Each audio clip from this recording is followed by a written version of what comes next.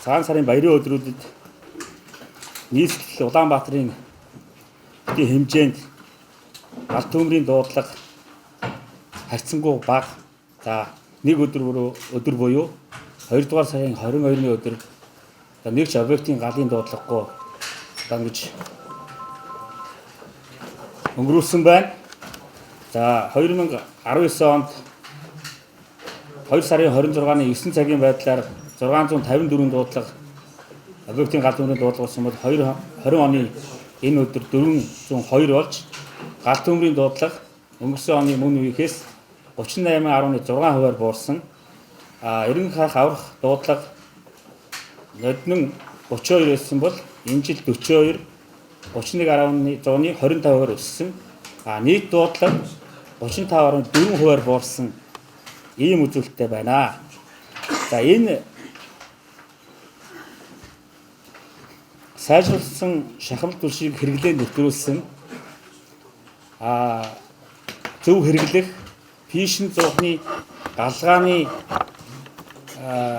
аюулгүй байдал зөвлөмжийг хэрэгжүүлэх үүднээс нийслэл дүүргийн төр захиргааны байгууллагын албан хаагчид давхарцсан тоогоор 220 мянган өрхөд 15 мянган төрийн албан хаагчид 2-3 удаа гэр хорооллын өрхүүдэд очиж ажилласантай бас холбоотой. Эдгээр иргэд маань фишн зуухны галгааны аюулгүй байдал за мөн одоо агаар мэдрэгчийг зөв ашиглах тал дээр иргэдтэй бас мэдээллийг хүргэж мөн одоо хэвлэл мэдээллийн хэрэгслүүд маань энэ мэдээллийг иргэд маань үн зөв хүргэсний үр дүнд энэ гал төмрийн дуудлага бодитоор буурсан гэж бас үзэх талтай байгаамаа. За яг амралтын өдрүүд яаралтай түргэн тусламжийн төв дугаарын хинт хөнгөн хэлбэр орсон нийт 17 өрхийн 50 иргэн үүнээс 20 хүүхэд 30 том хүн хандаж эмнэлгийн тусламж үйлчилгээ зөвлөгөө авсаа. За ерөнхийдөө цагийн байдал бол ийм байна. Гэхдээ бас 20 цэрийн дэглэм 30-ны хүртэл сонгосонтой холбоотойгоор бага насны хүүхдүүдийг гэрт нь хараа хяналтгүй орхихгүй байх. За фишн зуухны галгаа, цахилгааны аюулгүй байдал дээр онцгой анхаарлаа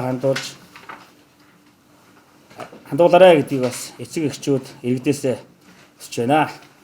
Агаарт тоос тоосон агуулганд PM10 тоосон зэрэг өнгөрсөн оны өмнөхтэй харьцуулахад 40%-аар буурсан. За PM2.5 тоосон зэрэг бол өнгөрсөн оны өмнөхтэй харьцуулахад 55%-аар ийм буурсан үзүүлэлттэй байна.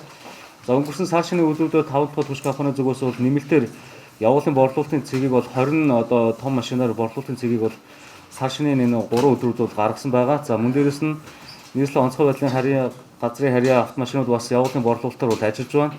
За үйлдвэрлэлийн хувьд бол үйлдвэрлэл өмнөх үеийнхтэй адил мөн хэвийн гормоор бол ажиллаж байна. За түвшний борлуулалт хэвлэлтийн ажил бол ямар нэгэн байдлаар бол тасалдаж доголдсон зүйл байхгүй. Бүх түвшний борлуулалтын цэгүүд бол түвш нөөцтэй байгаа. Тэгэхээр сар шинийн өдрүүд бол ямар нэгэн байдлаар түвшний хомсдол болон иргэдээс түвшний тээврэл борлуулалт холбоотой ямар нэгэн асуудал гараагүй ийм байдалтай өмжлөө. Өнөөдөр Улаанбаатар хотод энэ коронавирусын дэгдэлт дэлхийн одоо 38 орнд бол дэгдсэн байгаа. Тэгэхээр энэ харахад ер нь бол зогсохгүйтэй холбогдсон Улаанбаатар хотод бол зочимжийн 1-р заалтан дээр бүх төрлийн баар, спорт, шашин урлагийн одоо соёлын газрууд, мөн сүм хийд мөрөгдлийн газрууд, саны бааз, бильярд, саун, бассейн, фитнес бүжиг, йогийн клубүүд болон аюул жуулчлалын баазууд энэ буудлын үйл ажиллагааг бол 3 сарын 30-ны өдөр хүртэл одоо үйл ажиллагааг нь төр зогсоох шийдвэр гарсан. Энэ шийдвэрийн хүрээнд бол цагдаагийн байгууллага, мэргэжлийн хамтын байгууллага хоёр бол өчигдөр оройноос эхлээд мэдээллүүдийг хүргэж байгаа. За өнөөдрийн байдлаар бол энэ бүх газруудыг зогсноо. За энэ төрлийг бол та бүхэнд бас танилцуулъя. За өнөөдөр Улаанбаатар хотод одоо үйл ажиллагаа явуулж байгаа нийт баар бол одоо 945 байгаа. За баарны төрөл бол дотроо 5 төрөлтэй явж байгаа. Диско бар, караоке бар, тайчх одоо үзүүлбэртэй бар, мөн спорт бар, бильярд, боулинг, дартс, мөн бар, паб гэсэн чиглэлээр бол 5 чиглэлээр Улаанбаатар хотод 945 баар ажиллаж байгаа. За энэ бааруудын тоог харахаар одоо хамгийн олон баар нь бол Баянгол дүүрэг дээр 299 байгаа. Баянзүрх дүүрэг дээр 222, Скватер дүүрэг дээр 146, Сонгон архын дүүрэг дээр 128, Чингэлтэй дүүрэг дээр 50, Хаан дүүрэг дээр 75, Надах дүүрэг дээр 6, Багнуур дүүрэг дээр 14, Бахангаа дүүрэг дээр 3.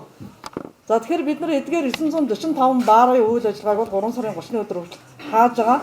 За хэрвээ одоо ингээд эдгээр баарууд маань Хотын даргын захирамж нийтийн онцгой комиссийн одоо шийдвэр гарчаад байхад ажиллаад байх юм бол бид нар зөрчлийн тухай хуулийн 6-гийн 5-ийн 15 хэсгээр эрхлэх байгууллагаас тогтоосон 20 цэрийн хөдөлгөөний хязгаарлалтын дэглэмийг зөрчсөнгээд иргэнийг бол сая 500, аж ахуйн нэгжийг бол 5 сая төгрөгөөр торгоно.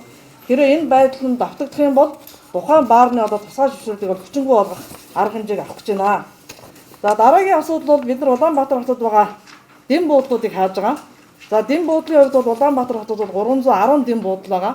9 дүүрэгт Баянгол дүүрэг дээр 61 дэм буудал байна. Баянзүрх дүүрэг дээр 86, Сонгон архын дүүрэг дээр 41, Сүхбаатар дүүрэг дээр 23, Чингэлтэй дүүрэг дээр 16, Хаан уул дүүрэг дээр 18. За дэм буудал гэдэг маань ихэвчлэн бол мотелийн зохион байгуулалтаар байгуулагдсан буудлууд байгаа. Гэр хороолт нэлээдгүй байгаа. За ингээд Улаанбаатар хотод үйл ажиллагаа явуулж байгаа 310 дэм буудал 3 сарын 30-ны хүртэл одоо бас үйл ажиллагааг нь хориглох гэж байна. За амралтын газар Улаанбаатар хотод 69. Амралтын газар гэдэг нь совилолтой амралтын газар биш. Дан амралтын газрууд, совилын газрууд бол ажиллана. Амралтын газрууд 69-аас хаах гэж байна. Жуулчны одоо 64 бааз байгаа. Энэ ихэвчлэн бол одоо налах тэрэлжид байгаа, хаан уул дээр байгаа. За энэ 4 газрыг хаах гэж байна. 64 газрыг. За Улаанбаатар хотод 87 саун үйл ажиллагаа явуулж байгаа. За сауны үйл ажиллагааг бас хаах гэж байгаа. Бассейнуудыг бас хааж байгаа. За эдгээр хааж байгаа энэ дэм буудал, амралтын газар, жуулчны бааз, саун, бассейн маань эрүүл ахуйн тухай хуулийн 6-гийн 17-гаар бол арга хэмжээ авч явна. Нэр заагдсан энэ аж ахуйн нэгжүүд энэ чиглэлийн үйл ажиллагаанууд явагдах юм бол бид иргэдээс шууд мэдээлэл авна.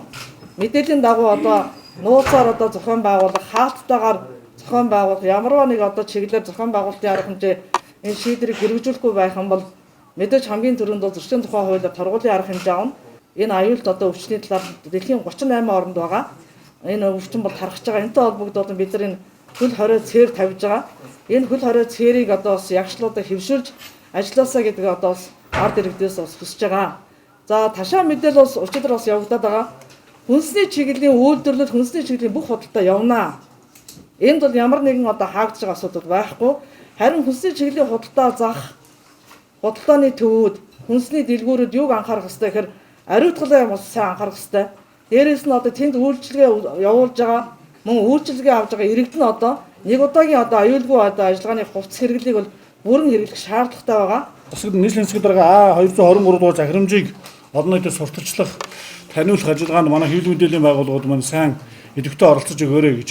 Энд нэг зүйлийг бид хаана ойлгох хэрэгтэй байна. Тэр маань юу вэ гэхээр одоо дэлхийн дахин дэгдсийн аюулт одоо өвчнөөс өрдсөн сэргээл арга хэмжээг Монгол Улсын засгийн газар нийслэлийн нутгийн захиргааны байгууллагууд бүх шатандаа л одоо эрүүл мэндийн байгууллагууд салбар яамд бүх шатандаа авч хэрэгжүүлж байна.